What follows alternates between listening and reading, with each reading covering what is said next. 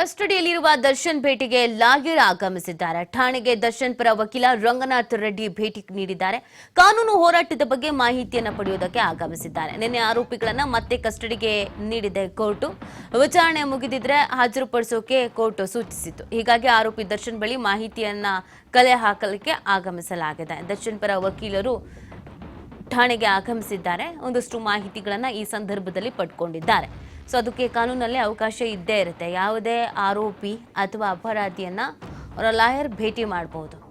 ತನಿಖೆಗೆ ಸಂಬಂಧಪಟ್ಟಂತೆ ಮಾಹಿತಿಗಳನ್ನು ಪಡ್ಕೊಳ್ಬಹುದು. ನಿಮ್ಗೇನಾದರೂ ಸಮಸ್ಯೆ ಆಗ್ತಿದೆಯಾ, ನೀವೇನಾದರೂ ಹೇಳೋದಿದೆಯಾ, ನಿಮ್ಮ ಪಾಯಿಂಟ್ ಏನಿದೆ, ನಾವು ಯಾವ ಪಾಯಿಂಟ್ ಇಟ್ಕೊಂಡು ವಾದ ಮಾಡಬಹುದು ಇದಷ್ಟು. ಮತ್ತು ವಕೀಲರು ಕೂಡ ಅವರ ಕಕ್ಷಿದಾರರು ಯಾರು ಇರ್ತಾರೋ ಅವರಿಗೊಂದಷ್ಟು ಸಲಹೆಗಳನ್ನು ಕೂಡ ಕೊಡ್ತಾರೆ. ನೀವು ಹೀಗೆ ಆನ್ಸರ್ ಮಾಡಿ, ಹೀಗೆ ನೆಟ್ಕೊಡಿ ಅನ್ನೋದೆಲ್ಲ.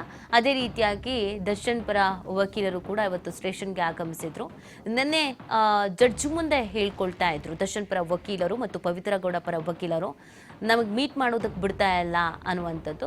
ಸೊ ಹಾಗೆಲ್ಲ ಮಾಡೋ ಹಾಗಿಲ್ಲ, ಕಾನೂನಲ್ಲಿ ಅವಕಾಶವನ್ನು ಮಾಡಿಕೊಡ್ಬೇಕು ಅಂತ ಕೂಡ ಹೇಳಲಾಗಿತ್ತು. ಸೊ ಇದೀಗ ಅದೇ ರೀತಿಯಾಗಿ ದರ್ಶನ್ ಪರ ವಕೀಲರು ಸ್ಟೇಷನಿಗೆ ಬಂದಿದ್ದಾರೆ. ಈ ಸಂದರ್ಭದಲ್ಲಿ ದರ್ಶನ್ ಜೊತೆಗೆ ಮಾತನಾಡಿದ್ದಾರೆ. ಏನು ವಿಚಾರಗಳನ್ನು ವಿನಿಮಯ ಮಾಡ್ಕೊಂಡಿದ್ದಾರೆ ಅನ್ನೋದು ಗೊತ್ತಿಲ್ಲ. ಬಟ್ ಕಾನೂನು ಹೋರಾಟಕ್ಕೆ ಸಂಬಂಧಪಟ್ಟಂತೆ ಸಹಜವಾಗಿ ಒಂದು ಕಡೆಯಲ್ಲಿ ಸಾಕ್ಷಿಗಳನ್ನು ಪೊಲೀಸರು ಕಲೆ ಹಾಕ್ತಾ ಇದ್ದಾರೆ. ಸಾಕಷ್ಟು ಸಾಕ್ಷಿಗಳು ಸಿಕ್ಕಿದೆ ಅಂತ ಆಲ್ರೆಡಿ ಹೇಳಿದ್ದಾರೆ. ಕೆಲವೊಂದಷ್ಟು ಸಾಕ್ಷಿಗಳನ್ನು ಜಡ್ಜ್ ಮುಂದೆ ಇಟ್ಟಿದ್ದಾರೆ. ಇನ್ನೂ ಒಂದಷ್ಟು ಸಾಕ್ಷಿಗಳನ್ನು ಕಲೆ ಹಾಕುವಂತ ಅವಶ್ಯಕತೆ ಇದೆ. ಇದೆಲ್ಲ ಒಂದು ಕಡೆಯಲ್ಲಿ ಆದರೆ, ಇನ್ನೊಂದು ಕಡೆ ದರ್ಶನ್ಗೆ ಸಂಬಂಧಪಟ್ಟಂತೆ ಅವರವರ ಲಾಯರ್ಸ್ ಯಾವ ರೀತಿಯಾಗಿ ನಾವು ಬೇಲ್ ಪಡ್ಕೊಳ್ಬೇಕು, ಹೇಗೆ ಏನು ಅಂತ ಅವರು ಕೂಡ ಕಾನೂನು ಸಮರದಲ್ಲಿ ತೊಡಗಿದ್ದಾರೆ. ಲೀಗಲ್ ಆಗಿ ಏನೇನು ಪ್ರಕ್ರಿಯೆಗಳು ಇರುತ್ತೋ ಅದೆಲ್ಲವನ್ನು ಕೂಡ ಮಾಡ್ತಾ ಇದ್ದಾರೆ.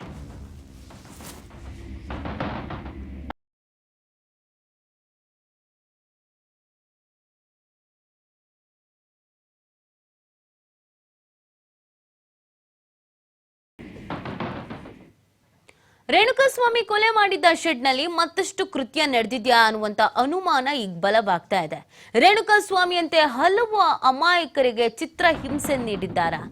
ದರ್ಶನ್ ಬಗ್ಗೆ ಅವಹೇಳನಕಾರಿ ಪೋಸ್ಟ್ ಮಾಡಿದ ಹಲವರಿಗೆ ಚಿತ್ರಹಿಂಸೆಯನ್ನ ನೀಡಿರುವಂತ ಶಂಕೆ ನೋಡಿ. ಈ ಪೋಸ್ಟ್ ವಿಚಾರಕ್ಕೆ ಒಂದು ಕೊಲೆ ಆಗತ್ತೆ ಅಂತ ಅಂದ್ರೆ ಸಾಮಾನ್ಯವಾಗಿ ಪ್ರತಿಯೊಬ್ಬರಿಗೂ ಬ್ಯಾಡ್ ಕಮೆಂಟ್ಸ್ಗಳು ಬರ್ತಾನೆ ಇರುತ್ತೆ. ಅದರಲ್ಲೂ ದರ್ಶನ್ ಗ್ಯಾಂಗ್ ಇದೆಯಲ್ಲ, ಈ ಸೋಷಿಯಲ್ ಮೀಡಿಯಾ ಮೇಂಟೈನ್ ಮಾಡುವಂಥ ಗ್ಯಾಂಗ್ ಅಥವಾ ಅವರ ಅಭಿಮಾನಿಗಳು ಕಂಡ್ಕಂಡವ್ರ ಪೋಸ್ಟ್ಗೆಲ್ಲ ಹೋಗ್ಬಿಟ್ಟು ಕಮೆಂಟ್ ಹಾಕ್ತಾ ಇರ್ತಾರೆ. ಅದೇ ರೀತಿಯಾಗಿ ಜಗಳಗಳಾಗ್ತಾನೆ ಇರುತ್ತೆ ಸೋಷಿಯಲ್ ಮೀಡಿಯಾದಲ್ಲಿ. ಸೊ ಹೀಗಿರ್ಬೇಕಾದ್ರೆ ಯಾರ್ಯಾರು ಅವಹೇಳನಕಾರಿ ಪೋಸ್ಟ್ ಹಾಕಿದ್ದಾರೋ ಅವ್ರನ್ನೆಲ್ಲ ಇವ್ರು ಹೀಗೆ ಡೀಲ್ ಮಾಡಿದ್ದಾರಾ ಅನ್ನೋದೊಂದು ಬಲವಾದ ಪ್ರಶ್ನೆ ಕಾಡ್ತಾ ಇದೆ. ನಾರ್ಮಲ್ ಆಗಿ ನಮ್ಮಂತವ್ರಿಗೂ ಎಲ್ಲ ಕಮೆಂಟ್ ಬಂದಾಗ ನಾವು ಸುಮ್ಮನೆ ಆಗ್ಬಿಡ್ತೀವಿ, ಡಿಲೀಟ್ ಮಾಡ್ಬಿಡ್ತೀವಿ, ಬ್ಲಾಕ್ ಮಾಡ್ಬಿಡ್ತೀವಿ, ಇನ್ನೂ ಒಂದು ಹೆಜ್ಜೆ ಮುಂದೆ ಹೋದ್ರೆ ಪೊಲೀಸ್ ಕಂಪ್ಲೇಂಟ್ ಕೊಡ್ತೇವೆ. ಬಟ್ ಈ ಕೇಸಲ್ಲಿ, ದರ್ಶನ್ ಕೇಸಲ್ಲಿ ಹಂಗಾಗ್ತಿಲ್ಲ. ಅವ್ರನ್ನೂ ಸೇರಿದಂತೆ ಅವರ ಅಭಿಮಾನಿಗಳು ಕೂಡ ಬೆದರಿಕೆ ಹಾಕೋ ಕೆಲಸವನ್ನ ಮಾಡ್ತಾ ಇದ್ದಾರೆ, ಅವಾಚ್ಯ ಶಬ್ದಗಳನ್ನ ಬಳಸ್ತಾ ಇದ್ದಾರೆ. ಇದು ಅವ್ರ ಪ್ರಕಾರ ಸರಿ ಅಂತ ಅವ್ರ ವಾದ, ನಾವು ಮಾಡೋದು ಕರೆಕ್ಟೇ ಅನ್ನುವಂಥದ್ದು ಅವರ ವಾದ.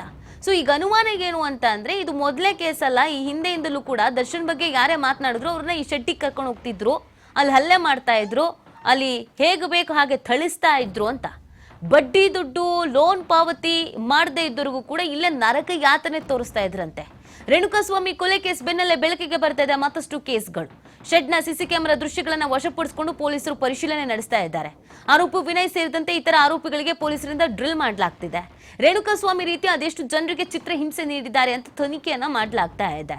ಸೊ ಇದೊಂದು ಇವ್ರಿಗೆಲ್ರಿಗೂ ಇರುವಂತ ಒಂದು ಖಯಾಲಿ ಅಂತ ಕಾಣುತ್ತೆ. ನೆನ್ನೆ ತಾನೇ ಯಾರೋ ದರ್ಶನ್ ಅಭಿಮಾನಿ ಸಂಘದ ಅಧ್ಯಕ್ಷನ ವಶಕ್ಕೆ ಪಡ್ಕೊಂಡಿದ್ದಾರೆ.